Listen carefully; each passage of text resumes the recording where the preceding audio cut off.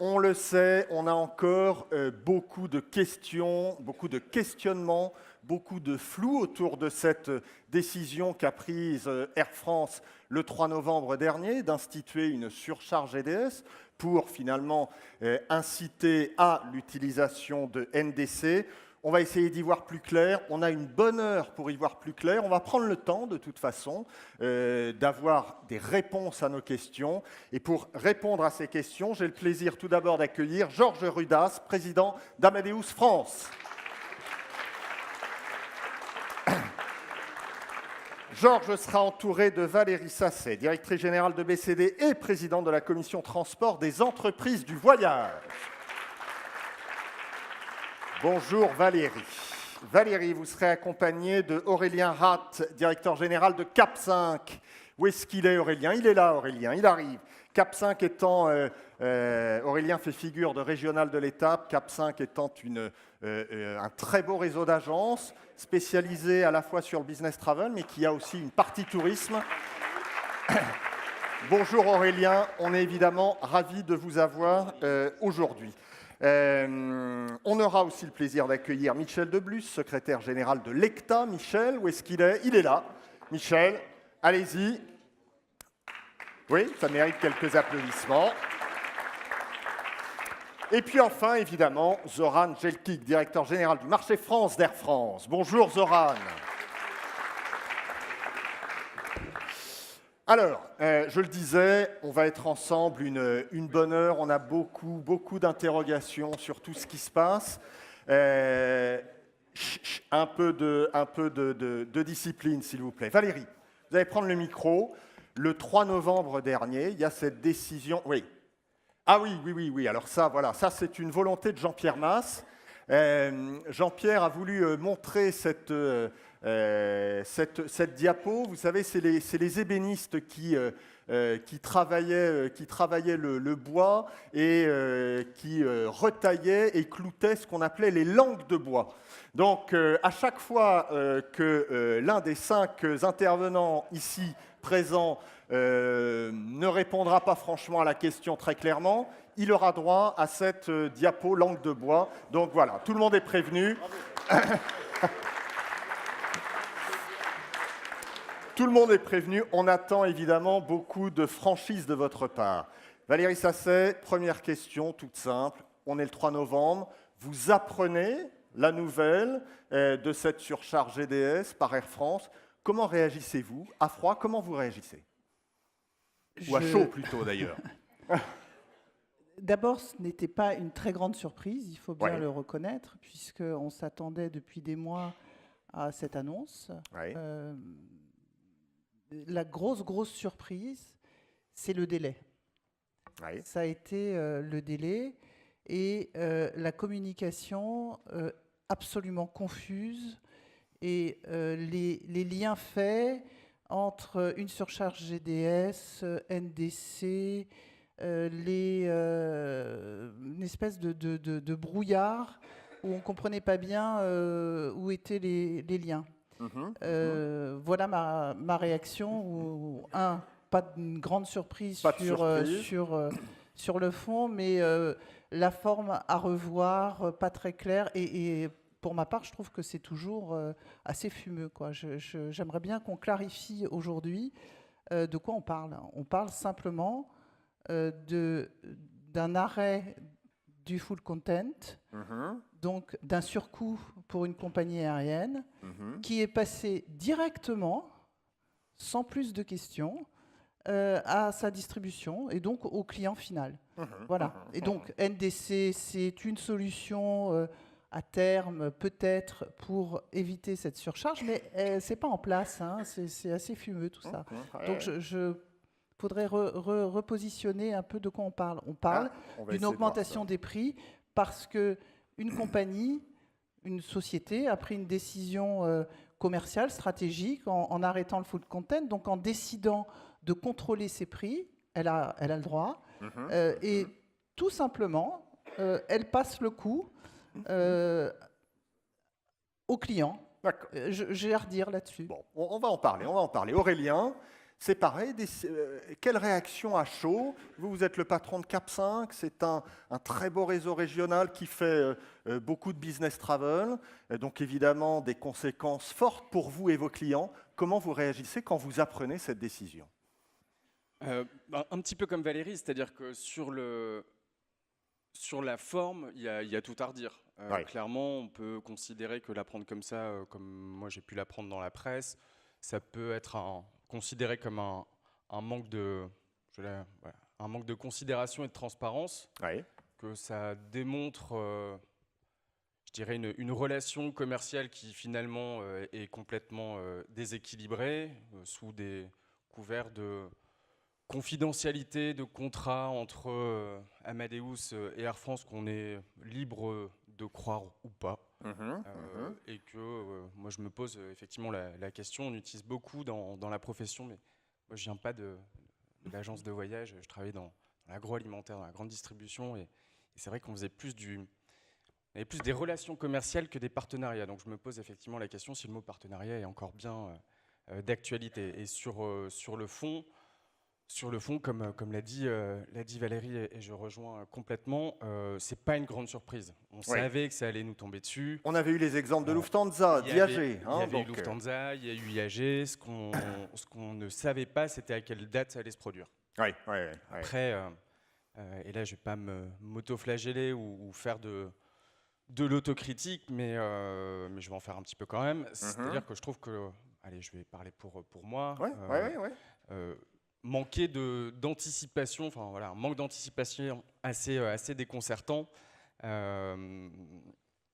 et que on a subi clairement cette pression. Maintenant, pour revenir, parce que on nous dit de ne pas faire d'amalgame entre les frais GDS et NDC. Excusez-moi, mais je vais le faire complètement. Pour moi, c'est complètement lié.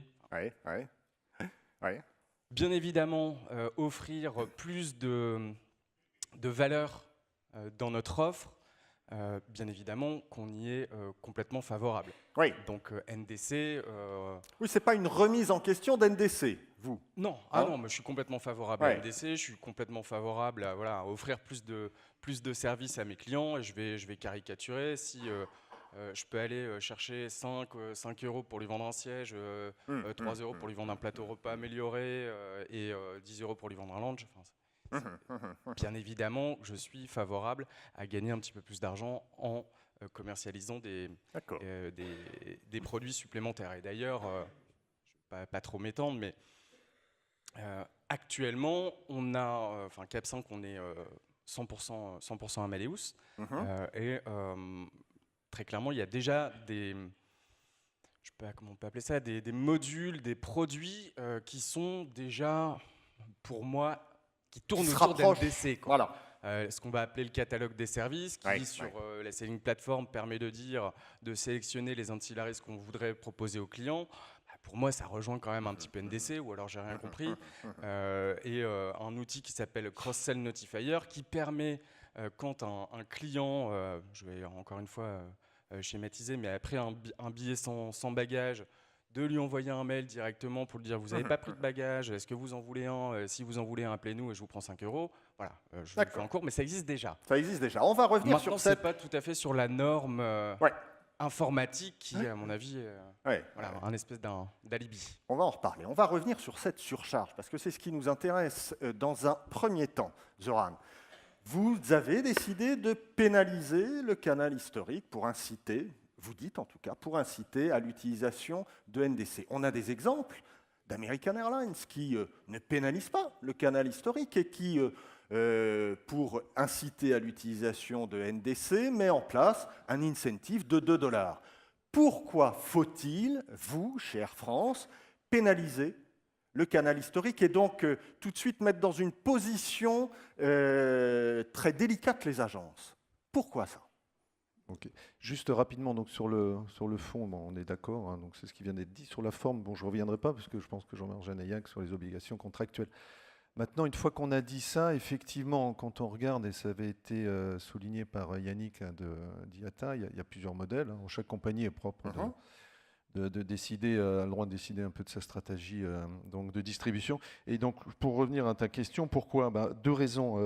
La première, c'est Yannick l'a dit aussi, on a vraiment besoin de cette, il a appelé ça une force de traction, hein, pour faire bouger un peu le système, hein, et donc faire évoluer le système. Et deuxièmement, là, qui nous est beaucoup plus propre, c'est une décision vraiment qu'on assume totalement d'ailleurs, hein, qu'a prise aussi Lufthansa et IAG, c'est qu'on a besoin, dans ce nouveau contexte d'NDC, de maîtriser notre offre et donc d'être capable effectivement de la personnaliser. Et donc ça, c'est une conséquence logique de la sortie des contrats avec les GDS. Oui. Donc c'est deux raisons. Hein. Oui, ces deux raisons-là. Donc en effet, vous sortez des contrats full content avec les GDS. Donc ça veut dire que ça va vous coûter plus cher, hein, puisque quand on est full content sur GDS, ça coûte un certain prix. Quand on n'est plus full content, évidemment, le GDS sanctionne un peu ça et ça coûte plus cher. C'est ça. Hein, très clairement. Aujourd'hui, vous dites que la surcharge, Zoran, couvre le différentiel de coût entre le modèle GDS et le coût de distribution directe. C'est ça? Je n'utiliserai pas ton terme sanctionne. C'est comme pour nous, hein, c'est leur décision. C'est leur décision, hein, des GDS d'appliquer deux types de tarification, donc celle liée à nos accords, et puis celle que tout le monde a, qu'on appelle tous les tarifs, entre guillemets, dans notre jargon, public. Mais effectivement, là, je voudrais être vraiment très très précis, hein, c'est important, parce que je sais que par ailleurs, ici ou là, on peut lire des questionnements sur le prix de la vente directe versus indirecte, mais je peux vous dire, et en connaissance de cause, puisque les compagnies aériennes, c'est elles qui maîtrisent le mieux leurs coûts, la connaissance de leurs coûts, que ces 11 € couvrent effectivement très exactement le différentiel entre le prix IT d'un booking fee en vente directe et le prix donc hors contexte, donc full context, donc sortie des contrats d'un booking fee via GDS. En moyenne. Hein. Oui, en moyenne. Georges, vous êtes d'accord avec ça? Est-ce que aujourd'hui, la surcharge couvre le différentiel entre le coût GDS et le coût de distribution directe, les 11 €? Vous êtes d'accord avec ça ou pas? Alors, bien entendu que je ne suis pas d'accord. Oui. C'est l'analyse de notre ami d'Air France. Moi, j'aimerais, parce que je n'ai pas eu l'occasion de prendre la parole depuis l'intervention de Jean-Marc. Il faudra répondre à cette question. Bien sûr, je vais répondre à tout. Sinon, ça va s'afficher. Non, sinon il y a la diapo. Moi, premièrement, j'aimerais remettre certaines pendules à l'heure, parce que Air France essaie de nous la faire à l'envers quand même aujourd'hui. Ils essaient d'inverser les rôles. Et j'aimerais dire quelques éléments par rapport à ce qui a été dit hier, et depuis hier, et tout ce qui se répand à droite à gauche. J'aimerais rappeler la première chose, NDC, et Yannick l'a dit très clairement, NDC est une norme technologique, est ce qu'on appelle un protocole, n'a rien à voir avec une politique commerciale d'une compagnie aérienne, n'a rien à voir avec la surcharge. Donc ça, faut que ce soit bien clair. Nous avons des compagnies aériennes qui ont développé NDC, qui ont commencé à développer NDC, puisqu'on y reviendra tout à l'heure, et qui continuent à travailler en full content sur Amadeus, et il n'y a aucun problème là-dessus. Et il y a des compagnies qui ont lancé des surcharges déjà depuis de nombreuses années aux États-Unis, en Angleterre, et il n'y avait même pas d'NDC à l'époque. Donc ce sont des choses qui ne sont absolument pas liées. Bon, il se trouve qu'Air France a décidé de les lier. Moi, ce qui m'a choqué beaucoup... Comme Lufthansa et IAG, hein. Comme Lufthansa et IAG, ils ont corrélé les deux. Comme Lufthansa, qui a été le premier et qui l'a fait de façon disruptive. Ouais. Les autres, ce sont des suiveurs finalement, hein, parce que bon, le premier est brutal, mais les autres, ils copient. Donc, en ce qui concerne, moi, ce qui me choque beaucoup également dans les propos du président d'Air France, c'est d'entendre que la seule stratégie, déjà, c'est de nous attaquer, nous les GDS, ça c'est la stratégie, c'est ce qu'il a dit pendant une heure hier. Et puis la deuxième stratégie, elle est déterminée par les fournisseurs technologiques. Ça veut dire que la stratégie d'Air France, aujourd'hui, est déterminée par des fournisseurs. C'est quand même assez surprenant, sachant que nous, on travaille avec beaucoup de compagnies aériennes dans le monde et qui ont d'autres approches, d'autres axes stratégiques et qui ont des business cases qui sont très positifs. Je n'ai pas compris. La stratégie est définie par les fournisseurs. Puisqu'aujourd'hui, le seul propos qui est relayé depuis quelques jours, c'est de dire c'est à cause des GDS qu'on fait ça, les GDS sont trop chers, les GDS sont méchants, ils ne vont pas assez vite, ils gagnent trop d'argent. C'est ce qui définit la stratégie d'Air France.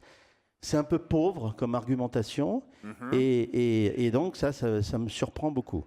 En ce qui concerne... on va laisser Zoran répondre, mais, Oui, mais oui. vas-y, hein, continue sur ma question le différentiel. Alors, et puis sur on la va laisser question, après, Zoran je laisserai peut-être Michel expliquer, mais c'est vrai que le 11 euros, sans déflorer ce qu'il y a dans un contrat confidentiel qui lie des entreprises entre elles, hein, bien entendu, il y a des sujets légaux, mais il y a une étude qui était très, très intéressante qui a été menée par l'ECTA et qui prouve par A plus B, qui a été mondiale, qui a été faite par auprès de beaucoup de compagnies aériennes et qui prouve clairement que la vente indirecte aujourd'hui est la plus efficace, elle est la plus Ça veut dire pertinente, quoi, la elle est plus la plus cohérente, efficace la plus efficace en matière de productivité pour la compagnie aérienne et c'est celle qui rapporte le plus aujourd'hui. Pourquoi? Parce que le yield, les billets vendus par les agences de voyage sont vendus à des prix supérieurs à ce qui est vendu sur les sites internet des compagnies aériennes. C'est du business travel, c'est normal. Non, pas du business travel. Les agences de voyage ne vendent pas que du business travel. Il y a du business travel, il y a du tour operating, il y a des compagnies, il y a des entreprises, il y a des online, il y a des agences de voyage de leisure. Et aujourd'hui, les agences de voyage, en tant que conseillers, font un travail de pédagogie auprès des voyageurs en expliquant pourquoi le tarif est si peu cher sur Internet. Attention, il n'est pas remboursable, il n'est pas modifiable. Explique en payant un peu plus, le billet et devient modifiable et transformable et remboursable. Donc ça veut dire que grâce au travail des distributeurs, le prix augmente. Ça veut dire que l'étude démontre, on a fait nous-mêmes des études, le prix, et Vueling l'a dit il n'y a pas très longtemps, le gap entre le prix de vente en direct et en indirect est de quasiment 34%, ce qui est énorme. Calculé sur un prix moyen à 100 €, ça fait 34 € de plus grâce à nos amis. Donc ça couvre largement les frais de distribution et les frais IT. Donc clairement, je ne suis pas d'accord sur cette approche. On va laisser Zoran répondre.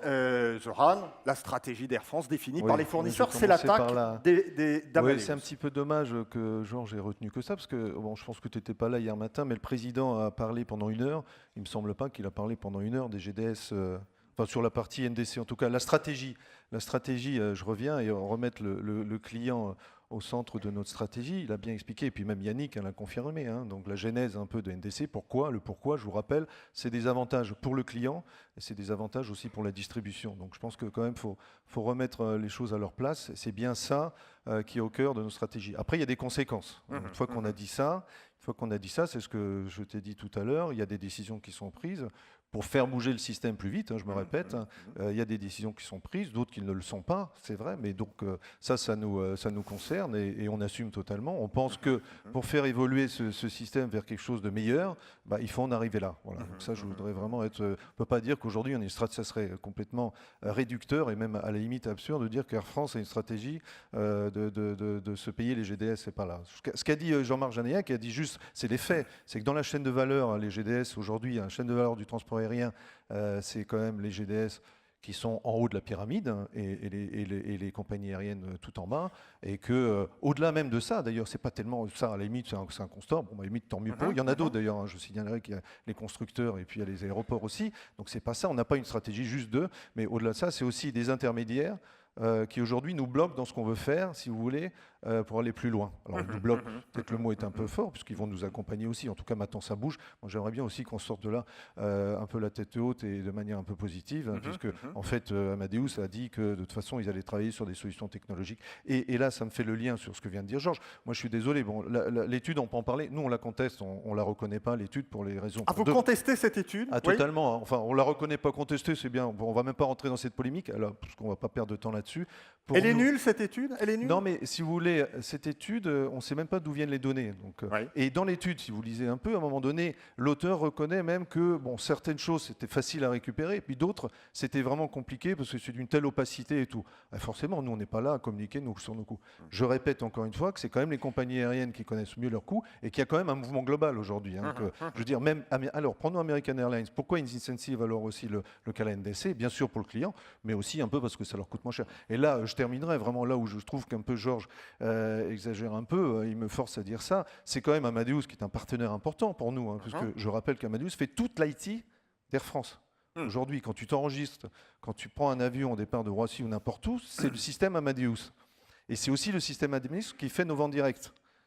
Et qui fait aussi, qui connaît très bien les ventes. Alors, à la limite, je ne comprends pas que Georges puisse contester le chiffre que je viens de donner, qui est la différence entre ce que nous coûte, ce qu'on paye à Amadeus pour une vente qui est faite sur Internet, et ce qu'on demain, donc en sortie de GDS, on va payer au 1er avril. Et je reviens et je continue d'affirmer que ça fait en moyenne 11 €. On vous mettra sans doute pas d'accord là-dessus. Michel, quelques mots, juste quelques mots. Votre étude, pas terrible selon Zoran. En tout cas, peut mieux faire. Quelques mots, C'est Michel. très intéressant. Avant-hier, j'étais chez nos amis italiens. Près du menton, près du menton. Zoran, j'avais son homologue et probablement néanmoins ami d'Alitalia, qui a tenu exactement les mêmes propos à propos de notre étude. J'en déduis donc que notre étude, finalement, elle ne doit pas être pas mal fiable. Elle doit être même très fiable. Si elle est contestée par les compagnies, c'est qu'elle est Elle est fiable. contestée unilatéralement par certaines compagnies. Elle ne l'est pas par les autres acteurs de l'ensemble de la chaîne de valeur. Notre étude ne dit rien d'autre que elle compare un certain nombre de données, un certain nombre de facteurs, que ce soit des coûts de distribution en distribution directe et coûts de distribution en distribution indirecte. C'est dommage, j'avais une très belle infographie, mais elle est en anglais. Langue qui sous peu ne sera plus une langue officielle de l'Union européenne. Donc, je ne sais pas quelle langue on utilisera d'ailleurs. Mais donc... Et l'étude, on peut en discuter, c'est la discussion qu'on avait avant-hier avec Alitalia qui avait dit « Oui, mais vous avez mis davantage de coûts de marketing qui en fait sont des coûts avant tout indirects. Pourquoi les avez-vous mis plus du côté de la distribution directe ?» On peut en parler pendant... On peut en parler pendant des heures. Oui, en résumé, je pense que cette étude est relativement fiable, tout simplement parce que beaucoup de gens l'ont lue. Si c'était du caca, sans langue de bois, les gens l'auraient mis de côté. Ça, c'est une première chose. Beaucoup de gens l'ont lu. C'était très lu dans les compagnies aériennes. Je dois avoir fait une demi-douzaine de congrès d'agences de voyage depuis septembre. J'ai vu les executive summaries de l'étude dans les mains des dirigeants des compagnies aériennes qui en parlaient. Donc, visiblement, c'est une étude qui probablement, dans ses conclusions, doit être très proche de la réalité. C'est-à-dire des coûts de distribution sensiblement similaires que si on parle de distribution indirecte ou distribution directe. D'accord. Zoran et Georges, ça c'est un sujet important qu'a évoqué Valérie. Est-ce que le 1er avril prochain, est-ce qu'on sera en full content sur Amadeus ou pas ? Est-ce qu'on sera en full content? Est-ce qu'on aura accès à l'ensemble du contenu Air France le 1er avril prochain? On sera en full content sur NDC, le président l'a confirmé hier. D'accord. Et sur le full content en GDS, on va discuter ça avec, pas ici, hein, je reprends ce qu'a dit Guillaume l'autre jour, on n'est pas là pour négocier aujourd'hui et derrière voter. On va discuter ça avec Jean-Pierre. C'est ce qu'on va donc dans les prochaines réunions. On a tout un plan d'action, d'accompagnement. J'espère que je pourrai en parler, en dire un mot tout à l'heure. Bien sûr. Mais c'est un sujet. C'est pas le sujet seul. important. C'est un sujet important. Je suis d'accord. Non, mais attendez. Parce qu'on est dans une période de transition. Si on l'a fait, c'est bien là, parce qu'on veut. Non, mais attends, si on l'avait pas fait. Si on ne l'avait pas fait, on serait resté peut-être dans un modèle. Non, si on l'a fait, c'est qu'on va. Donc il y a quelque part, oui, on veut jouer ce levier. Donc c'est des choses qu'on va discuter effectivement avec Jean-Pierre. On peut imaginer, donc, le temps que NDC se généralise, ou en tout cas fonctionne, on peut imaginer donc qu'on soit en full content sur le GDS? On peut imaginer ça ou pas? Mais je ne sais plus qui disait tout à l'heure, je pense que c'est pas. En fait, il y a plein de compagnies qui ont des accords ou pas et qui sont en full content sur GDS. Hein, c'est notre décision maintenant. Hein. Oui, alors si on est en full content pendant plusieurs mois, 9, 10 mois, je ne sais pas, le temps que NDC se mette en place, pourquoi maintenir une surcharge? Il n'y a pas besoin de surcharge si vous êtes en full content. Non, attendez, ça n'a rien à voir là. C'est une bonne remarque. Non, nous on sort là, on a mis fin à nos contrats. Je ne reviens pas sur les contraintes légales de communication sur la forme que je comprends tout à fait. Hein. C'est vrai que 5 mois, même si Lufthansa fait 3 mois, nous on a fait 5 mois comme British, c'est court, je suis d'accord là-dessus. Et le président l'a reconnu hier. Maintenant, non, nous la au 1er avril, ce que je redis, la tarification d'un booking fee qu'on aura via les GDS, et c'est pas que Amadeus d'ailleurs, je voudrais pas aussi que ce soit aujourd'hui le procès de... Non, c'est parce que Georges est présent là sur la table ronde, bien sûr. On parle des GDS. Oui. Au 1er avril, toutes les ventes qui passeront, et il y en aura d'ailleurs pas mal, c'est l'exemple de Lufthansa, auront une tarification qui sera donc une nouvelle tarification, ce qu'on appelle le tarif public, et qui est beaucoup plus cher que ce qu'on avait avant. Mais là où ça devient intéressant, c'est qu'on peut, derrière on a la main, on met la surcharge pour couvrir ce différentiel, après on peut décider si on met toute l'offre ou pas. Mais c'est une décision qui nous revient, mais encore une fois qu'on discutera avec les représentants de la profession. Georges, est-ce qu'on sera en full content à partir du 1er avril? Il y a une ouverture, visiblement. Je suis heureux d'entendre dire, Zoran, que Air France a la main. Enfin, vous dites que vous avez la main, parce que depuis quelques jours, vous n'avez pas la main. Il y a des contraintes réglementaires, comme dans une préfecture, à cause des contrats GDS qui se sont terminés, qui augmentent, etc., etc. J'aimerais rappeler, petit 1, que c'est Air France qui a imposé ces dates au GDS. Petit 1. Petit 2, que c'est Air France qui a choisi de sortir du contrat actuel. Et peut-être parce que vous avez été inflexible au niveau des tarifs aussi. Pas du tout. Non? Pas du tout. Non, en ce qui concerne Amadeus, et j'en engage que mon entreprise et pas celle des autres GDS, sur les dernières années, les booking fees ont baissé avec Amadeus, avec Air France. Okay, nous avons baissé nos booking fees, nous avons fait des efforts commerciaux, alors que les incentives sont restés identiques avec les agences de voyage. Donc, ce que j'aimerais dire, c'est petit 1... Ils ont baissé de combien, les booking fees? Ils ont baissé régulièrement par rapport à des négociations. Je n'ai pas donné de chiffres, mais ils n'ont pas augmenté. Ils n'ont pas augmenté, contrairement à ce qui est dit. Et une fois de plus, quand Jean-Marc dit moi, je donnerai l'intégralité du contenu à la distribution, pourquoi changer le contrat? Pourquoi ne pas renouveler le contrat? Pourquoi pas s'asseoir autour d'une table pour qu'on s'arrange et qu'on continue à travailler ensemble dans les meilleures conditions pour préserver les intérêts de nos amis agences de voyage et distributeurs. Parce qu'aujourd'hui, nous, on est prêts, une fois de plus, à continuer à travailler dans les conditions actuelles qui sont plus économiques, apparemment, jusqu'à ce que NDC soit prêt. Quand je dis prêt, ce n'est pas uniquement un siège vendu. Quand c'est prêt, c'est-à-dire quand les agences de voyage pourront, que ce soit business ou leisure, qu'elles puissent réserver, retarifer, faire de l'interlining, gérer les PNR et faire l'intégralité du dossier comme elles le font efficacement depuis de nombreuses années. Donc voilà. Donc nous, je dis simplement une fois de plus, NDC est compatible avec un contrat de full content. Il est compatible, il n'y a aucun problème. Et c'est la compagnie, c'est une décision de la compagnie.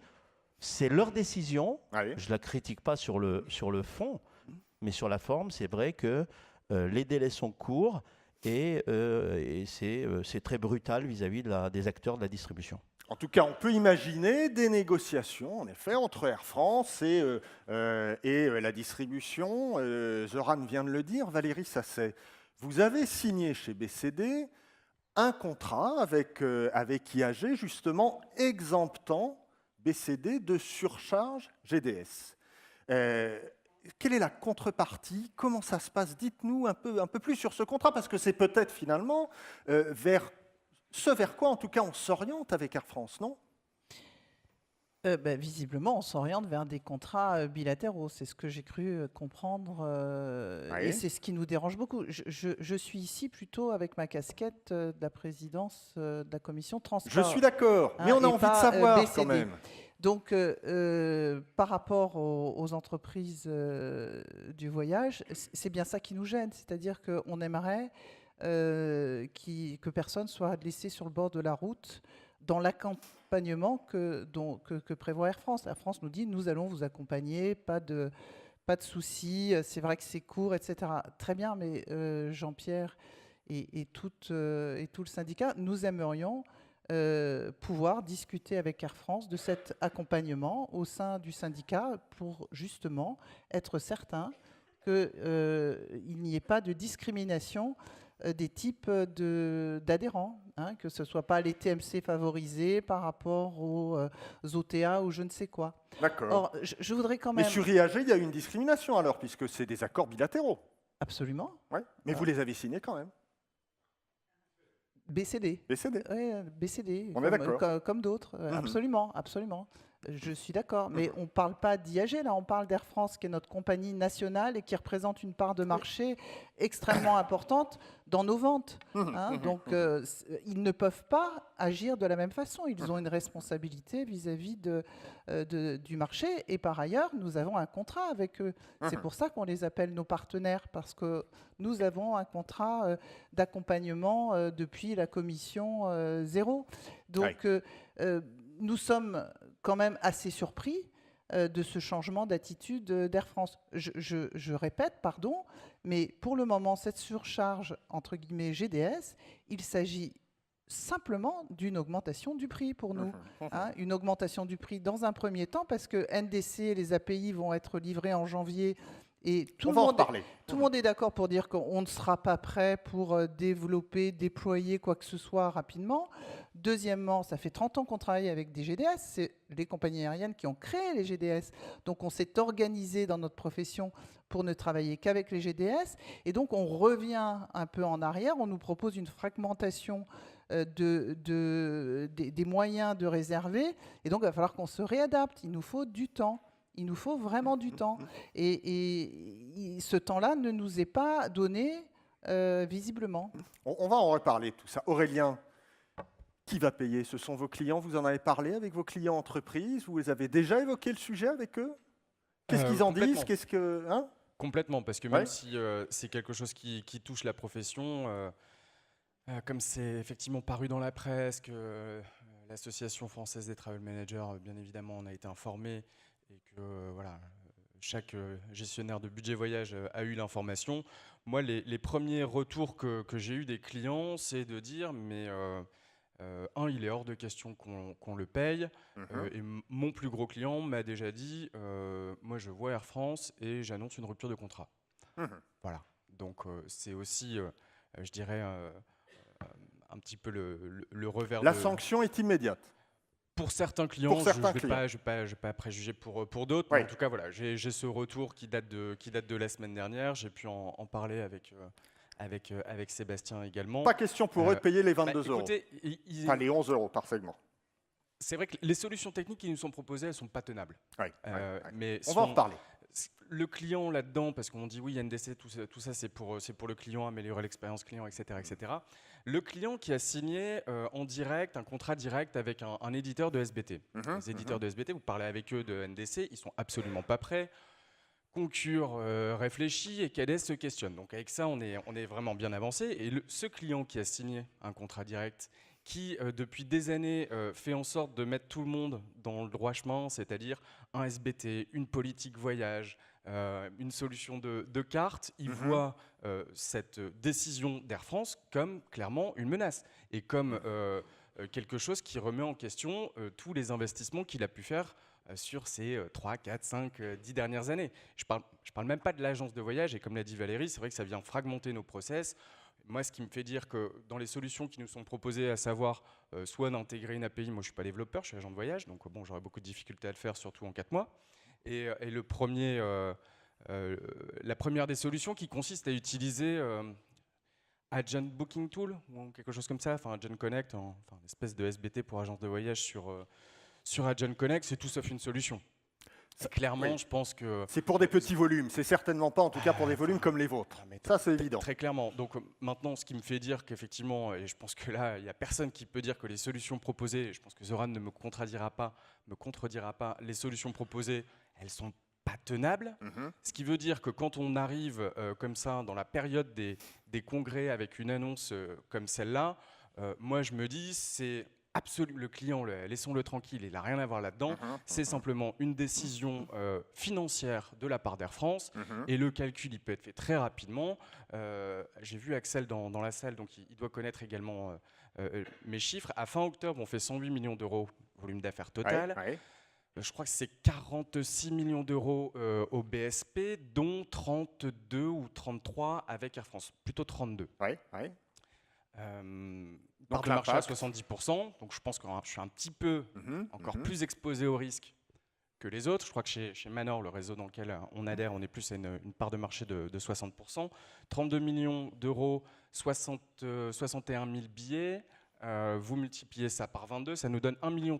Je ne sais pas ce que Cap 5 représente dans les ventes indirectes d'Air France. Je ne sais pas si Zoran ou... Je pense que ça... Allez, on va dire que même si c'était 1%, ça fait donc 130 millions d'euros sur 10 mois.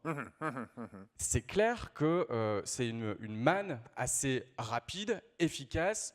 130 millions d'euros, ce n'est pas une paille. Ça représente au global, si je fais un ratio entre les 32 millions divisé par les 61 000 billets, ça fait un panier moyen à 522 euros, plus 4,3% d'augmentation. L'impact est très lourd. Voilà moi ce que je retiens. L'absence de solution technique me fait dire qu'effectivement, c'est une décision qui est descendue de la DAF et qui est purement financière. Zoran, 20 secondes une réponse, 20 secondes là-dessus. Je ne suis pas d'accord. Oui. Mais je voudrais juste, si tu me permets, parce que tout à l'heure tu ne m'as pas donné l'occasion, juste pour qu'il n'y ait pas de confusion dans l'esprit des adhérents de l'EDV, quand Georges parlait de tarification, il parlait de tarification dans le cadre des contrats. Mais la tarification hors contrat, là je persiste et signe, et on peut le savoir, hein, c'est une information publique, elles ont augmenté sensiblement dans les 3 dernières années, parfois jusqu'à 10% d'augmentation par an. Donc je tenais à, parce que c'est aussi un petit peu ça, comme la surcharge est calibrée un peu sur des tarifs hors contrat, on voit bien que ces 3 dernières années... Donc pour vous, les filles ont augmenté, encore une fois, moi je ne veux pas polémiquer, c'est au même titre que ça nous revient, nous, cette décision, au même titre, c'est leur décision. Ils auraient pu rester à un niveau plus bas, voire baisser les prix publics. Voilà. C'est un autre chemin qui était pris par tous les GDS, hein, encore une fois. C'est pas Georges et c'est pas Amadeus qui a pris cette décision. Maintenant, oui, sur la partie, non, je ne peux pas laisser dire. Il y a deux choses. Je ne peux pas laisser dire que c'est juste une décision financière, parce que ça serait à ce moment-là, si ça l'était d'ailleurs, on aurait juste augmenté nos prix de 11 euros. Et je rappellerai qu'on est quand même dans un monde où il n'y a pas qu'Air France, même si Air France fait 50% du BSP, et aujourd'hui faire 11 euros de plus, le client, je suis d'accord, là au moins on est d'accord là-dessus, c'est vrai que... Donc nous on veut traiter ce sujet, et on reconnaît, hein, donc sans langue de bois pour Jean-Pierre, et Jean-Pierre Jean-Marc Janaillac l'a dit hier, on aura donc une obligation de moyens dans le plan d'accompagnement qu'on est en train d'élaborer, sur lequel on a pu d'ailleurs réfléchir avant. Ça c'est peut-être le seul... Vous ne pouvez pas parler avant, mais on pouvait quand même au moins réfléchir avant, donc sur le plan d'accompagnement pour mettre en place des choses pour accompagner la distribution. Alors qu'est-ce qui se passe le 1er avril, hein, donc Yannick l'a un peu expliqué avant-hier. Il y aura en gros 4, pour faire court, hein, il y a 4 options. Très vite, oui. Très vite pour les petits flux, comme tu l'as dit, hein, donc l'Agent Booking Tool, hein, via le portail, hein, donc via Agent Connect. Le deuxième, c'est l'API. On en a parlé, donc je ne reviens pas, enfin s'il y a des questions. Et puis il y a l'agrégateur. L'agrégateur qui est effectivement, et ça a été souligné, et on est convaincu de ça, la vraie solution pour un certain type d'agences, notamment les agences affaires. Et le quatrième, bien sûr, hein, le canal GDS, donc avec une surcharge. Sur l'agrégateur, on a une journée agrégateur, nous, dans le plan d'accompagnement. Donc juste en quelques mots, hein, qu'est-ce qu'on fait là très concrètement? On a déjà une réunion technique avec le CETO lundi prochain, le 27, pour entrer plus dans le détail. Parce que je souligne juste un point, c'est que les solutions qu'on va trouver à partir du 1er avril, je parle de période de transition, hein, elles ne seront pas forcément les mêmes, elles vont être adaptées en fonction du segment. Je prends juste un exemple concret, entre une TMC et une OTA, on ne va pas forcément avoir le même échange et les mêmes solutions à proposer. Donc on voit le CETO le 27, le 28 on réunit les agrégateurs, il en existe déjà, hein. On dit que les GDS, oui, bien évidemment, seront que les GDS. Mais il n'y a pas que aujourd'hui, il n'y a pas que les GDS. Donc aujourd'hui, très concrètement, le 28, on en voit plusieurs, dont les plus connus, hein, Travel Fusion. On va discuter avec eux parce que bien évidemment notre API, elle va bientôt sortir, donc on a déjà une bonne idée de ce qu'elle va faire. Donc on discute avec eux. On voit les équipes de Jean-Pierre, donc, et notamment la commission transport le 5, où on envisage de faire aussi une démonstration pour le coup de l'Agent Booking Tool. Et on fera dès janvier une journée API, une journée aussi ABT plus élargie à tous les adhérents. Donc nous, on a vraiment la volonté et c'est une obligation de moyens, c'est vrai que ce n'est pas une obligation de résultat comme l'a dit Jean-Marc Janaillac, mais qu'au 1er avril, nos 2 solutions API, ABT fonctionnent. Ça, c'est l'engagement qu'on prend. Et avec les agrégateurs, qu'on commence déjà à travailler avec les agrégateurs. Oui, parce maintenant, effectivement, là où on se rejoint un peu, donc d'abord, je ne suis pas d'accord, ce n'est pas une décision financière, mais évidemment, il y aura des recalages, il y aura des choses qui ne seront pas totalement prêtes. Mais c'est aussi dans ce monde, hein, je fais juste le parallèle avec la thématique du congrès et de celui de Manon aussi la semaine dernière, on est dans un monde qui évolue tellement vite qu'aujourd'hui, même nos méthodes de développement informatique, et ça je pense que Amadeus est bien placé, on est dans la méthode ce qu'on appelle l'agile qui date depuis quelques années. C'est-à-dire qu'on ne va pas attendre 2 ans. Et là, je vais être assez clair. Hein. On ne va pas attendre 2 ans d'avoir l'outil qui marche bien pour mettre en place quelque chose, parce que vous avez en 2 ans, vous avez déjà le temps de voir passer pas mal les trains. Donc, on est dans la logique, ce qu'on fait très bien sur nos sites internet, donc avec l'application Air France, qui a un beau succès, c'est-à-dire qu'on fait des releases et on démarre. Et après, on avance vite. Et c'est un peu ça ce qu'on veut proposer à la profession. On est d'accord, Zoran, que l'API seule, évidemment, n'est pas une solution pour les agences de voyage. Hein. Ils vont pour certaines, si. Pour certaines. Hein, je ne vais pas donner, mais pour vous ne pouvez pas savoir combien on a eu déjà des appels de pied. Et c'est pas nous, c'est pas que nous, ça existe déjà. Moi, il y a des gens qui me disent, mais les API, on fonctionne déjà, et les API, ça existe déjà. Je suis d'accord, mais on ne peut pas imaginer l'agence qui va aller se brancher sur Air France quand il y a un billet Air France qui va être demandé, après aller sur British Airways, après aller sur Lufthansa. En termes de productivité, c'est impossible, ça. On est d'accord. Surtout, encore plus pour le segment affaires. On est d'accord. L'API, alors vous dites que Amadeus vous fait l'IT, l'API elle est faite par qui? Elle est faite par Amadeus ou pas? Elle est conjointement, elle est développée. Donc, bien évidemment, on est AMO, hein, c'est Air France. Hein, mais comme je disais tout à l'heure, Amadeus fait toute notre informatique. Hein. Oui. Tout ce qui est fonctionnalité derrière, c'est fait avec Amadeus. Donc, attendez, moi, il y a encore une fois, c'est pas une pôle. Aujourd'hui, on a un tel rapport avec Amadeus. On a des réunions. Ils font toute notre informatique, même pas commerciale. Donc, je veux dire, c'est pas parce qu'aujourd'hui, voilà, on peut lire ici ou là des articles un peu désagréables dans notre relation. On a quand même sur toute une partie informatique. On a vu qu'elle était au beau fixe, votre relation. Georges, vous faites l'API, Air France? Non. Ah bon? Non. Non. Je suis vraiment désolé d'entendre ce genre de propos. Oui. C'est assez désolant que le patron d'Air France en France ne soit pas au courant que l'API d'Air France ne soit pas faite par nous. Elle est faite en interne par les équipes d'Air France. Tous les développements NDC sont faits par Air France en direct. L'API d'Air France, elle est faite en interne, et le portail qui est réservé, qui va être la surprise du mois d'avril, a été fait en interne, et nous n'avons eu aucune concertation sur ce sujet. Bon. Zoran, tu déments? J'ai dit qu'on était développeur, effectivement, en tout cas la BT, hein, la Legend Booking Tool, c'est clair, et que sur l'API, on ne peut pas faire sans Amadeus, c'est ce que je dis. Bon, on ne vous mettra pas d'accord là-dessus, on a bien retenu. Georges, on a eu, nous, hier, ou avant-hier, non, hier, je crois, Yannick Hoyles, tu sais, qui est le responsable NDC chez IATA. S'il vous plaît. Parce que c'est important, là, ces passages-là. C'est vraiment important. On touche quand même de près ce qui se passe. Georges, sur NDC, il nous a dit très clairement, il connaît son sujet, le bonhomme. Hein, il nous dit, les GDS, alors oui, il y aura peut-être Travelport qui sera prêt fin 2017, début 2018. Amadeus, Sabre, ils ne seront pas prêts avant fin 2018. Tu confirmes, Amadeus ne sera pas prêt, puisque, encore une fois, pour clarifier les choses, hein, pour les agences, la seule solution possible, c'est en effet l'agrégation. Un agrégateur qui va pouvoir à la fois avoir la connexion NDC, la connexion GDS et la connexion low cost. C'est la seule solution. Vous vous placez très clairement dans cette optique-là de devenir un agrégateur qui compte parmi d'autres. Vous ne serez pas prêt avant la fin 2018. Alors, avant de parler de la partie technique, je vais en parler largement. Sur la partie surcharge et sur les 4 solutions proposées, c'est vrai que c'est regrettable qu'on discrimine un canal. On parle aujourd'hui de clients qui sont multi-channel, omni-channel. Le client, il est mobile, il veut la même chose sur les réseaux sociaux, sur les mobiles, sur les écrans web et au sein des agences de voyage. Et c'est vrai qu'avec cette surcharge, ça discrimine quand même un canal. Donc, dans la logique marketing, c'est une décision de la compagnie et ils vont l'assumer. En ce qui concerne les développements, Yannick a expliqué largement effectivement l'histoire d'NDC. L'histoire, elle a commencé il y a quelques années. On ne va pas revenir sur l'historique. Non. Il a fallu, c'est vrai qu'il l'a expliqué, hein, ça a pris plusieurs années pour que la norme devienne mature. Elle va être, on va dire, entre guillemets, industrialisable La version basique va être industrialisable en 2018. Toutes ces années ont servi à travailler beaucoup. Les GDS et Amadeus en particulier a investi beaucoup d'argent, beaucoup de moyens de façon à être certifié, à accompagner IATA, de façon à ce que on accompagne IATA, on a demandé à ce que IATA invite autour de la table les distributeurs qui sont totalement concernés. On a travaillé main dans la main avec IATA de façon à ce que la norme puisse prendre forme et qu'elle soit efficace, parce qu'effectivement, l'objectif, c'est qu'NDC apporte de la valeur.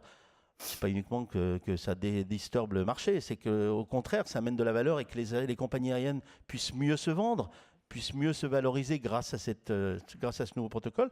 Donc, beaucoup d'années d'investissement. Ça va devenir, on va dire, industrialisable en 2018. Il y a des certifications. On a été certifié niveau 3, le niveau maximum avec les compagnies aériennes. Donc, on travaille déjà avec des compagnies pour développer NDC, contrairement à Air France.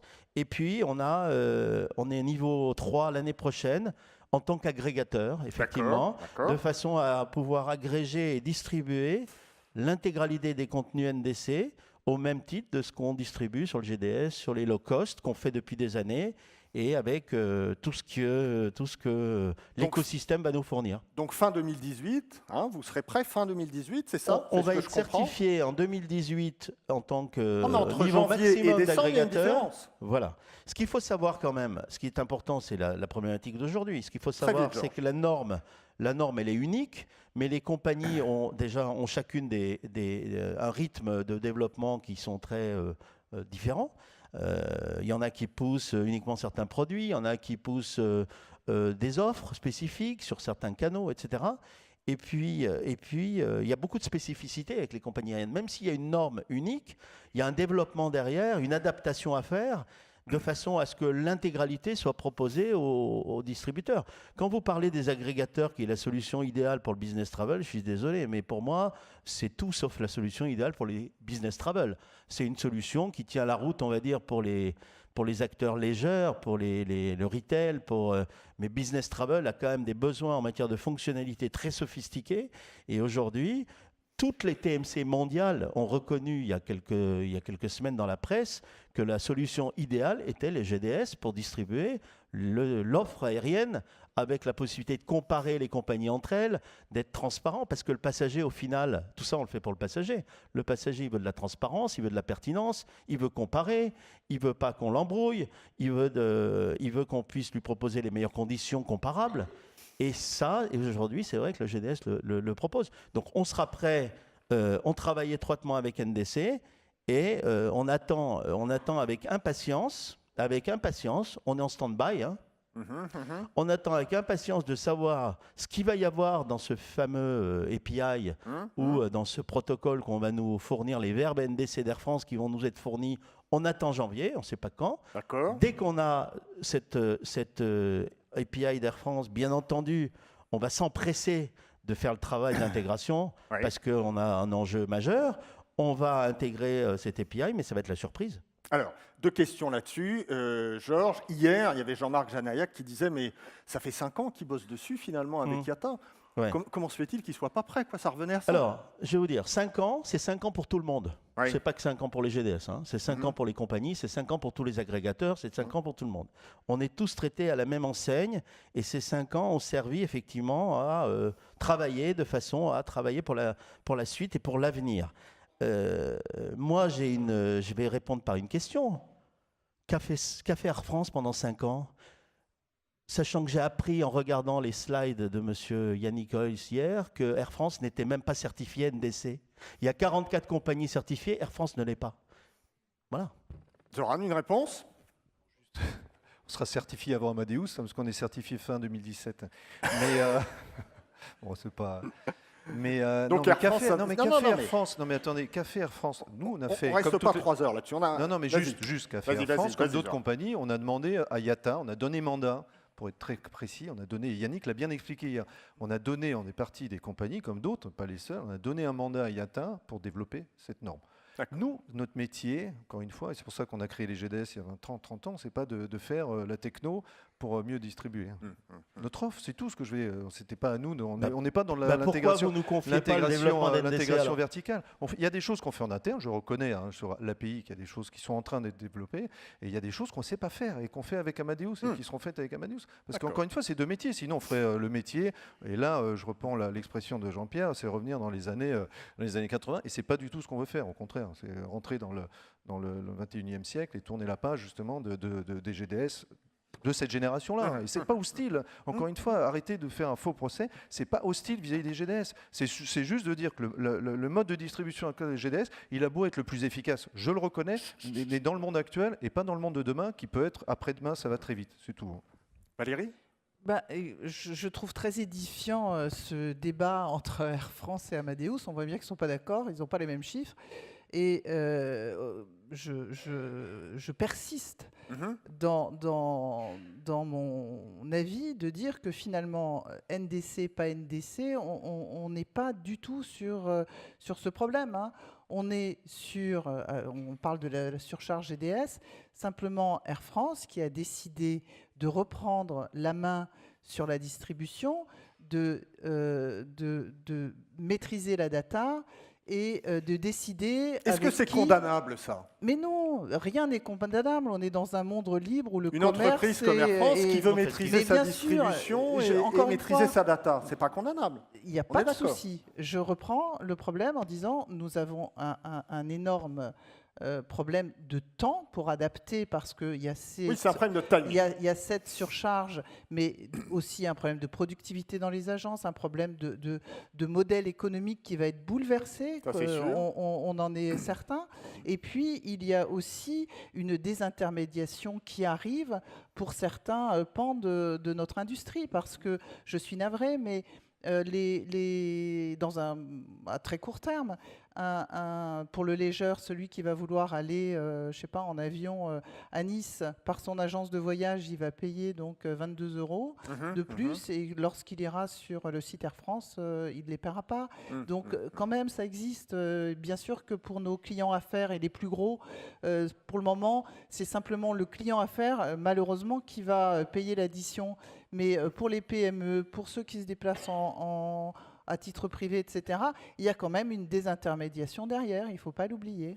Alors, évidemment, la salle va avoir droit à poser des questions, à participer à ce débat. Moi, j'aurais plein de questions, évidemment, pendant 3 heures. On l'a fait déjà, mais là, évidemment, on est pressé par le temps. J'ai une question pour Zoran et une question pour Michel. Zoran, juste une question sur les tarifs. On a vu, et Yannick Coles était très clair là-dessus, il disait, avec NDC, en effet, la compagnie pourra maîtriser son offre, donc elle aura une sorte de robinet qu'elle pourra ouvrir ou fermer. Donc, on imagine qu'elle pourra donner tel ou tel tarif à tel ou tel réseau et tel ou tel autre tarif à tel ou tel autre réseau. Est-ce que c'est envisageable, ça, de pouvoir discriminer sur le tarif, sur le contenu, tel ou tel réseau? Parce que vous allez avoir la possibilité technique de le faire, manifestement. Oui, mais Jean-Marc l'a dit hier, non. Sur NDC, non, on sera en full content. Donc, aujourd'hui, vous dites publiquement, on sera en full content. Il n'est pas question. Dans une interview récente, ça a été dit hier par Jean-Marc, et je le dis aujourd'hui. C'est pas le full content, ce sera dans le. C'est pas. Mais Jean-Marc l'a bien expliqué hier. Il a bien dit que ça n'a aucun intérêt. Enfin, je veux dire, nous, on a tout intérêt à ce que cette offre enrichie, celle qu'on peut trouver sur nos sites, elle soit justement, et c'est bien ça la volonté, c'est qu'elle soit accessible à l'ensemble de la distribution, parce que je rappelle encore qu'en tout cas sur le marché France, et c'est vrai même à l'international, la distribution représente 2/3 de nos ventes. Donc il y a un moment donné, ça n'a pas de sens de discriminer. En revanche, on assume, on veut changer de modèle de distribution, même si je reconnais encore une fois qu'actuellement, oui, les GDS, c'est ce qu'il y a de plus... productif GDS ancienne génération, mais il y aura de GDS nouvelles, il l'a dit, genre fin 2018. Après, il faut qu'on couvre intelligemment. C'est ça ce qu'a dit Jean-Marc hier aussi, avec les équipes ici présentes, mes équipes commerciales, intelligemment couvrir cette période qu'on reconnaît effectivement, et sur le timing, je ne reviens pas, on l'a fait parce qu'on ne pouvait pas faire autrement. Parce que imaginez juste une seconde, quel intérêt, surtout pour moi en tant que patron de la France, d'avoir je ne comprendrais même pas. Enfin, je veux dire, si on n'avait pas ces contraintes légales, même si Georges ne veut pas le reconnaître, on a des contrats, on peut discuter des heures sur pourquoi on les a signés comme ça, mais ils ont été écrits comme ça. On ne pouvait pas l'annoncer avant, donc on ne pouvait pas discuter avec la profession avant, ce que j'aurais aimé, moi, d'ailleurs à titre personnel, et on ne peut pas avoir un délai trop long, puisque dans le droit de la concurrence, c'est une communication sur ses intentions futures. Je pense que Jean-Marc l'a bien expliqué hier. Donc on avait l'ouvre 3 mois, et là 5 mois, parce que moi je me rends compte juste, c'est qu'aujourd'hui on est d'accord sur le fond, c'est ce qui me rassure, ce que j'ai dit dans d'autres congrès, et qu'on va travailler, c'est sur la forme et sur ce délai qu'on reconnaît, qui est court, mais qui est aussi qui a une explication quand même. Donc tout le monde sur NDC aura droit au même contenu, au même tarif, et qu'on ne retrouvera pas a priori d'autres tarifs sur le canal direct, hein, c'est ce que je comprends. Alors c'est vrai que Georges émet des doutes sur la possibilité de comparaison sur NDC, qui risque un peu d'embrouiller les choses. Ça, on verra comment ça va se passer. Michel, est-ce qu'on a un peu de recul, puisque, Michel, tu connais très bien, évidemment, les marchés européens. Est-ce que tu as un peu de recul sur l'expérience allemande? Lufthansa a été la première compagnie en juin 2015 à annoncer cette surcharge GDS. Comment ça se passe aujourd'hui pour les agences allemandes? Qu'est-ce que tu peux nous dire là-dessus? Mais ce que nous en disent nos collègues allemands, c'est que d'abord Lufthansa a mis à la disposition de la distribution une plateforme de réservation qui ne marche pas. Ça ne marche pas. Toi, tu es très clair. C'est ce que la plupart... Je n'ai jamais fait de réservation sur cette plateforme, mais en gros, cette plateforme, d'abord, ne comporte pas l'ensemble des tarifs Lufthansa. Oui. Donc, ce n'est certainement pas un full content. Oui. C'est une première chose. Tout le problème, bien entendu, le PNR est logé chez Lufthansa. Oui. Donc, toute modification de réservation, annulation, etc., passe par le téléphone. Aïe, aïe, aïe. Donc, on fait un bond de 50 ans en arrière. La modification du PNR, c'est par téléphone. Voilà. Donc les seules agences qui utilisent un peu la plateforme, c'est celles qui vendent du tarif pas cher, non échangeable, non remboursable. Et elles le mettent sur leur site, elles l'affichent très clairement. J'ai ce tarif-là, mais on y touche une fois que c'est émis, c'est émis. C'est à prendre ou à laisser. Et donc, c'est vraiment un petit segment de marché. C'est certainement pas le high yield. Ça, c'est une première chose. Lufthansa travaille. Donc, la plateforme Lufthansa, c'était une technologie à l'époque, je crois, fournie par Amadeus. Probablement et puis sur lequel Lufthansa, Amadeus a donné une boîte de Lego à Lufthansa, et puis Lufthansa a construit sa petite plateforme avec les briques Lego que lui a donné Amadeus. Ceux qui en ont fait ne satisfait pas le marché. Alors, quelle a été la réaction du marché? L'annonce de Lufthansa a été, on s'en souvient, relativement brutale. J'ai failli dire allemande, mais je dis plutôt brutale. Nous avions été voir à l'époque Lufthansa, et Lufthansa nous avait fait effectivement une démonstration avec 60 slides à l'appui montrant quels étaient les taux du GDS, etc. Toute chose que, bien entendu, on ne peut pas nier, il y a toujours des coûts de distribution, même pour Total, même pour Coca-Cola, il y a toujours dans le modèle économique dans lequel on vit des coûts de distribution. Qu'est-ce qui s'est passé en Allemagne?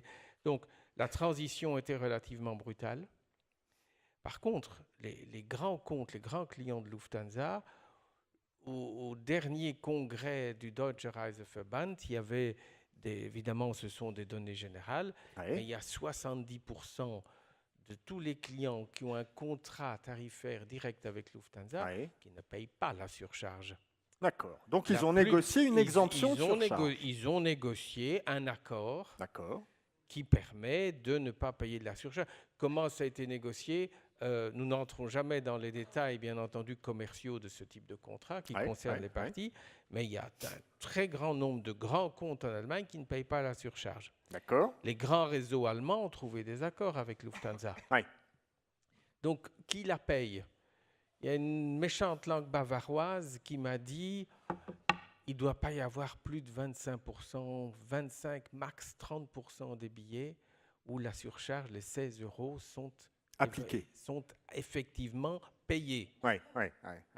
Alors voilà où on en serait en Allemagne. On en serait en Allemagne. Ce qu'on constate, c'est que donc cette plateforme, c'est ça qui est très inquiétant, c'est que l'évolution technologique en Allemagne, visiblement, a pris beaucoup de retard. Il n'y a pas de véritable alternative, qu'elle soit sous standard NDC ou autre. Et donc, grand nombre des agents est certainement en voyage d'affaires, en business travel. Là, bien entendu, le GDS offre un ensemble des fonctionnalités technologiques dont on ne peut absolument pas se passer en business travel.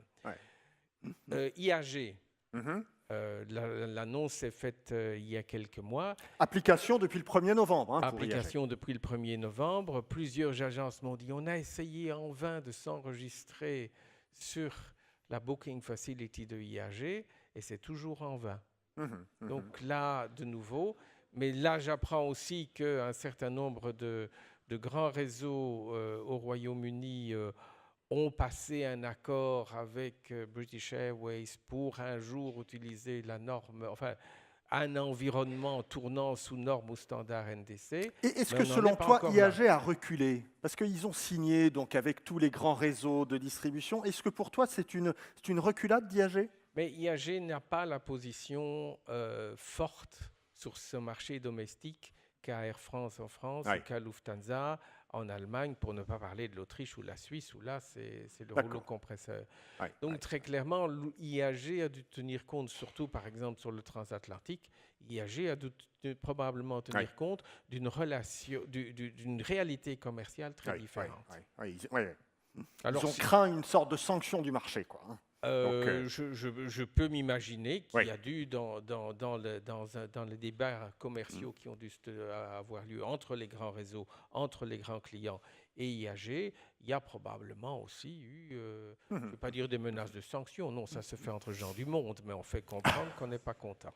Alors, ce serait bien d'avoir on a évidemment quelques minutes, on va se donner un quart d'heure pour les questions dans la salle, on va rajouter un quart d'heure à cette séance. Les micros de chaque côté, qui veut prendre la parole? Les adhérents en premier, bien sûr, et après les journalistes. Allez, c'est toujours le premier ou la première question qui est la plus difficile. Qui lève la main? Qui lève la main? Oui. Ah, ici, Pénélope, Rambaud. Mademoiselle, le micro ici. Rambaud Voyage, agence de business travel sur Paris. Agence de business travel et aussi Pignon sur rue. Juste une petite question à Zoran. Le 2 avril, un client rentre dans l'agence, qu'est-ce qu'on fait?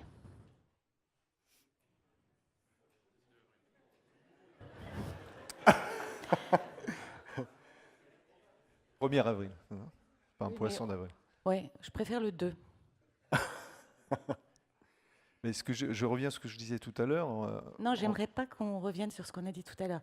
On a un client qui rentre, il veut un billet Air France, qu'est-ce qu'on fait? On va sur Agent Connect, on ne peut pas le facturer, extra. On lui dit que c'est 11 € plus cher.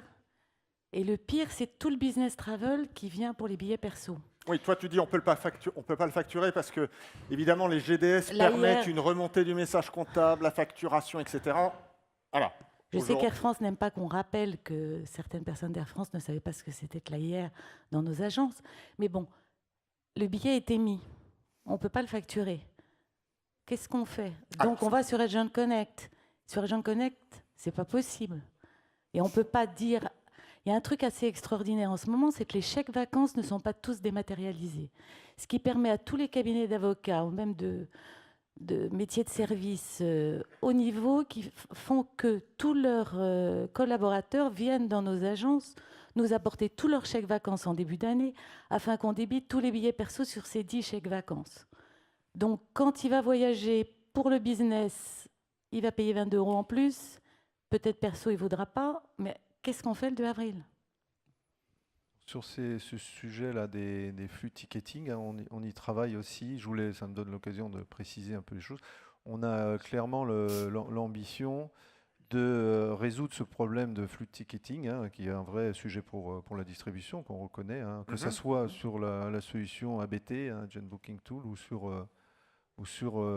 l'API. Ça, c'est le premier point. Et la première question, le 2 avril, c'est je reviens sur ce que je disais tout à l'heure. Il y aura 4 options. Encore une fois, soit on... Ce ne sont pas des options satisfaisantes, tu vois, Zoran. Au jour d'aujourd'hui, ce ne sont pas des options satisfaisantes. Au jour d'aujourd'hui, on n'a même pas eu l'occasion de les présenter. Donc, bon, je note qu'effectivement, et il y a besoin d'accompagnement. Ça ne marche pas en Allemagne. Évident. Je suis très surpris d'ailleurs que bon, ils mettent pas de tout. C'est pas nous. Encore une fois, je redis ce qu'on a dit. On mettra toute. On veut mettre toute l'offre. Donc dans NDC. Pardon, NDC c'est une norme encore une fois, mais dans ce qui va nous permettre le 2 avril ou le 1er avril de travailler.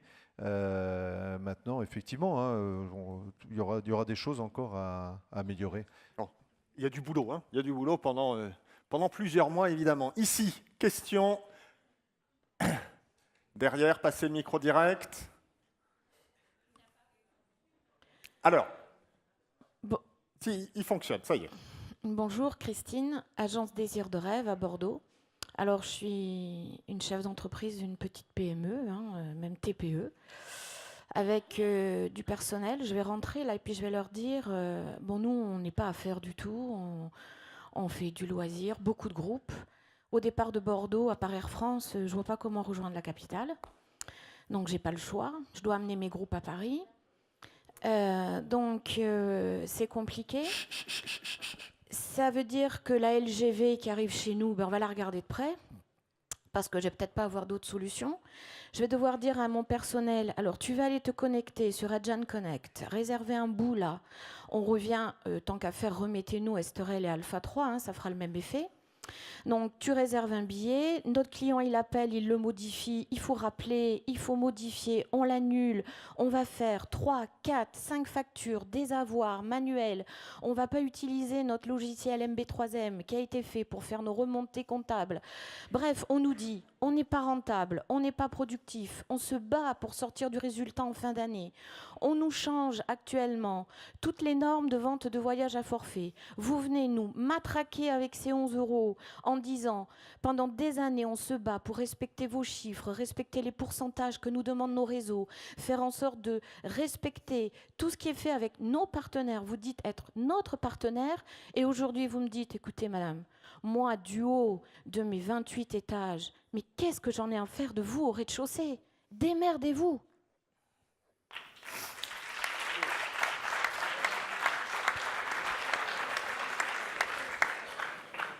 Bon, c'est parce que, c'est dommage si vous le prenez comme ça, mais juste pour les groupes. Sur les groupes, je précise que les groupes ne sont pas concernés par la surcharge. Ça a été clairement dit dans la communication qu'on a faite sur la FAQ qui a suivi le courrier que j'ai envoyé. Maintenant, pour le reste, encore une fois, je vais me répéter, on va travailler, on va mettre à profit ces 4 mois, et on est bien conscient des sujets et de ce qu'on crée donc auprès de la distribution, que ce soit de la partie vraiment des bacs, mais aussi la partie purement concurrentielle. On est quand même nous-mêmes aussi, quelque part aussi. C'est quand vous dites vous êtes à Bordeaux et qu'il y a le train, et quand on voit ce que nous a fait le train là, quand il est arrivé, on ne l'a pas découvert parce qu'on a une grosse expérience du train.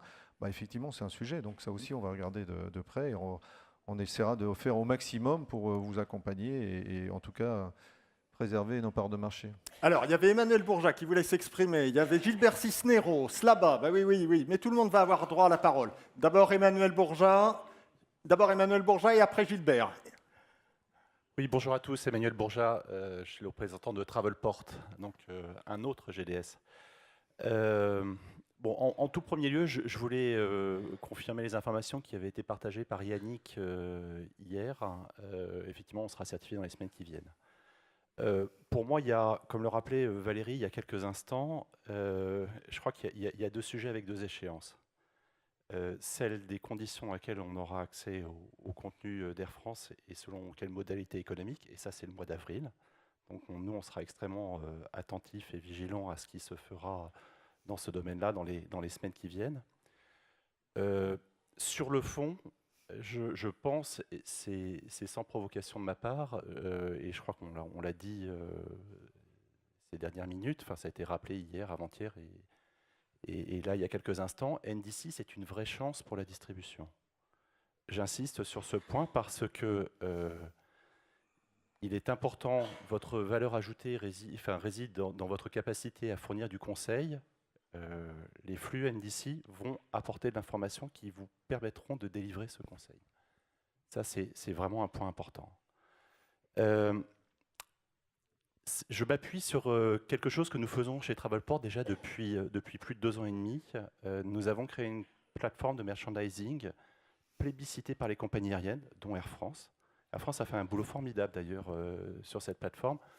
Aujourd'hui, nous distribuons de l'information à côté des tarifs et notamment des branded fares, qui sont des tarifs importants publiés par les compagnies aériennes, qui permettent aux agents de voyage, d'abord qui permettent aux compagnies de distribuer leur contenu comme elles le font sur leur site internet. C'est quand même un petit peu étonnant que le voyageur ait quelque part plus d'informations que vous. Je pense que ça, c'est des remarques que vous avez dû avoir en agence. Voilà, donc il y a des choses importantes qui ont déjà été faites. Ça, c'est aussi pour répondre à la remarque, qu'est-ce qu'ont fait les GDS?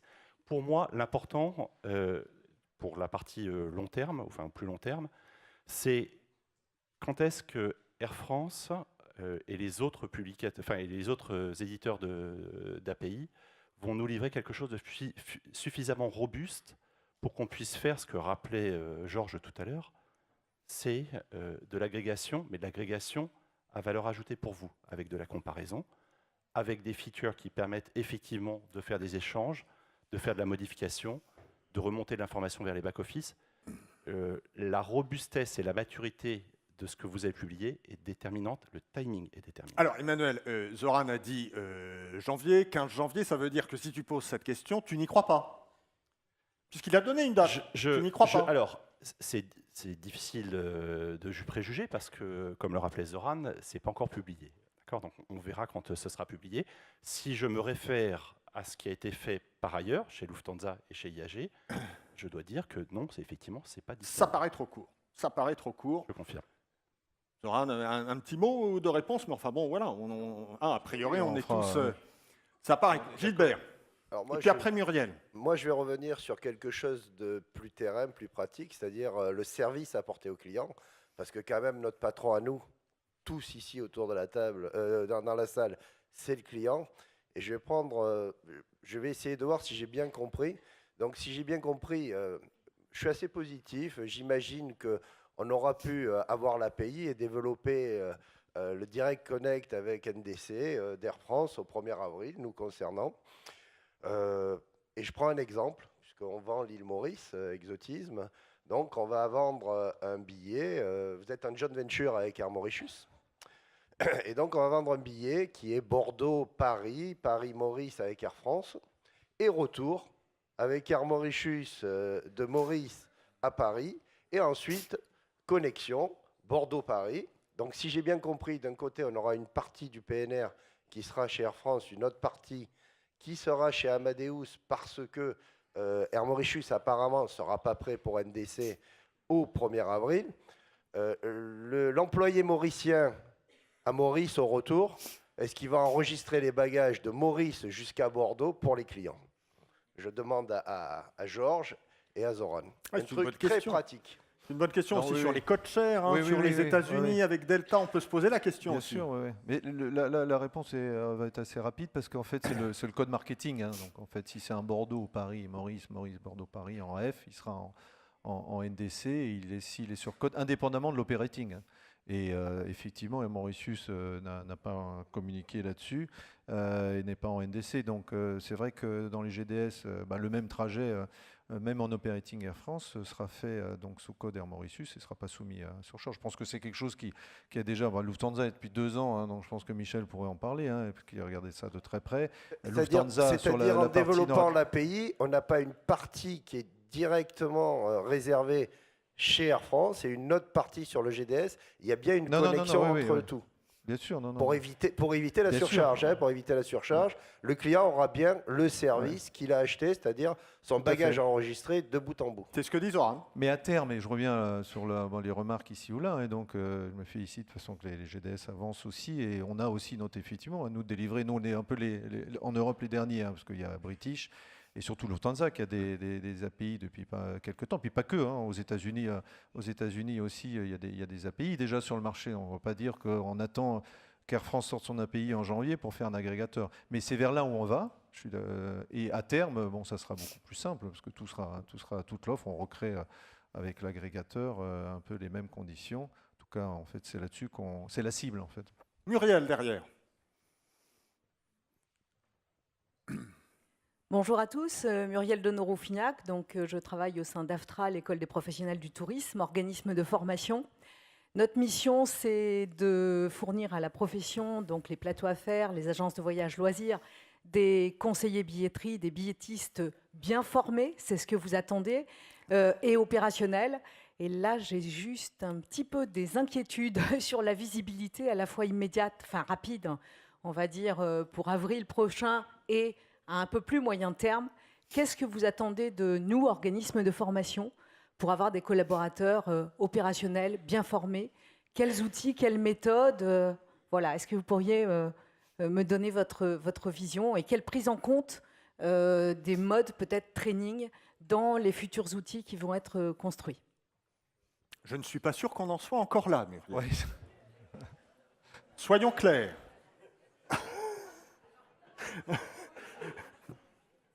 Non, mais on fera, je l'ai dit, dans le cadre du plan d'accompagnement et des discussions qu'on aura avec la profession, avec les équipes, avec Jean-Pierre et ses équipes, ça sera un sujet qu'on traitera aussi. On fera des journées, comme j'ai dit, ouvertes à partir de janvier sur les deux outils qui seront à disposition à partir du 1er avril, donc l'Agent Booking Tool et l'API. Mais on n'est pas encore, c'est vrai que ce que dit François, on est l'agrégateur. Il y en a quelques-uns. Bon, après, on a, comme je l'ai dit, aussi une journée agrégateur avec des agrégateurs qui existent déjà. Mais à ce stade, je pense que ça sera surtout les deux premiers outils et on regardera ça ensemble. Allez, la dernière question ici, Monsieur Billiret. Ah non, finalement, pas de question. Alors, il y a le droit à une dernière question et on arrête tout. Allez, ici, Linda, une question, Linda. Ça arrive. Bonjour à tous, Linda Lenné, l'écotouristique. Ma question s'adresse à Michel. Michel, l'ECTA et l'ESTA ont engagé une procédure pour contrer la surcharge de Lufthansa. On n'entend plus parler. Est-ce que vous avez toujours espoir? L'espoir fait vivre. Donc nous avons, lorsque Lufthansa a présenté son Agents Booking Platform en 2015, le contenu de cette plateforme correspondait à la définition d'un GDS. Cette plateforme ne contenait non seulement l'offre de compagnies du groupe Lufthansa, il y a 5 compagnies principales qui étaient sur la plateforme, mais il y avait aussi un ensemble d'autres compagnies, essentiellement de la Star Alliance, dont l'offre vol était là, pas toujours sous code Lufthansa, hein. C'était aussi UA, SQ, etc., selon qu'il s'agissait de Singapore Airlines, United, etc. Comme Lufthansa se mettait à exploiter quelque chose, un outil technique qui correspondait à un GDS, très clairement, elle tombait dans le champ de l'application des articles 10.4 et 10.5 du règlement européen instaurant un code de conduite sur les GDS.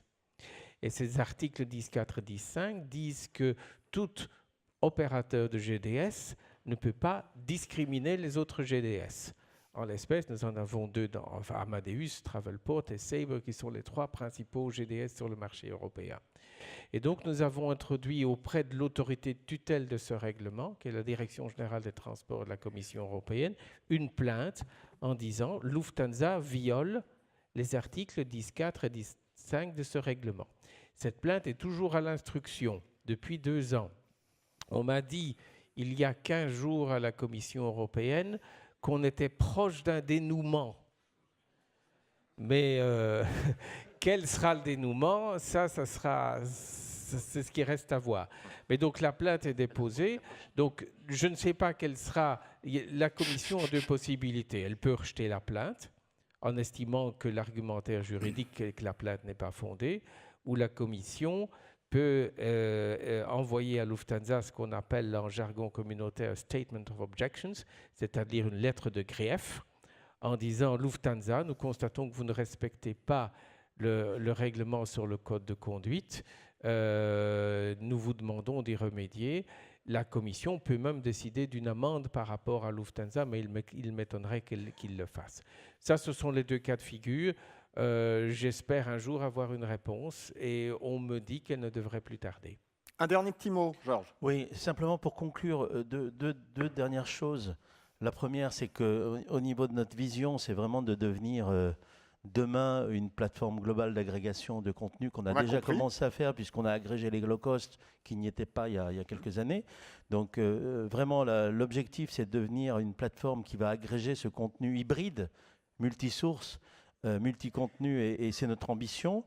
Et une petite chose optimiste pour finir quand même, c'est que cette complexité qui s'accélère dans tout l'écosystème est une valeur ajoutée pour les distributeurs, parce que finalement, si c'était trop simple, on n'aurait pas besoin de distributeurs. Et c'est vrai que cette complexité fait en sorte que les distributeurs et puis les acteurs de l'industrie permettent de se valoriser, de valoriser leur travail, de comparer, de valoriser, de se différencier. Et pour moi, il y a une phrase importante, c'est le comportement des acteurs. Votre comportement va déterminer votre avenir. C'est très important. Zoran, très vite. J'aimerais rebondir, aussi, je suis tout à fait d'accord. Terminer sur une touche d'optimisme et de se dire que, bon, comme on est d'accord sur ce qu'apporte la norme et ce contenu enrichi à la fois pour le client, mais aussi pour l'agent de distribution, de dire qu'on va du coup arriver à mettre en place des nouvelles solutions. Et l'engagement là que je prends moi dans la profession et avec mes équipes, c'est d'accompagner. Il va y avoir une phase de transition, on l'a bien dit, qui va pas être simple, mais il y a déjà on a bien vu, on n'est pas entré dans le détail, et c'est pas dans un congrès qu'on peut vraiment discuter des détails, qu'il y a déjà ici ou là des idées, et sachez qu'on a un calendrier avec Sébastien Guyot bien rempli, bien fourni jusqu'à mars, et notre objectif c'est bien d'accompagner la distribution et pendant cette période de transition vers ce nouveau modèle. En tout cas, nous on a bien compris que les prochains mois, tout repose sur l'entente entre Georges et Zoran, entre Amadeus et Air France. Il va falloir se mettre autour d'une table parce que pour l'instant, il y a quelques tensions. On a bien senti qu'il y avait des tensions. Il va falloir se rapprocher parce qu'évidemment, pour les agents, c'est important que vous que vous collaboriez pour trouver des solutions pour les agences. Donc on attend ça évidemment de vous deux, on l'espère sincèrement, pour les mois à venir. Alors, on est obligé d'abréger parce qu'évidemment, on est pris par le temps. Encore une fois, on resterait des heures. Moi, j'ai des tas de questions et j'imagine que dans la salle, vous en avez encore plein.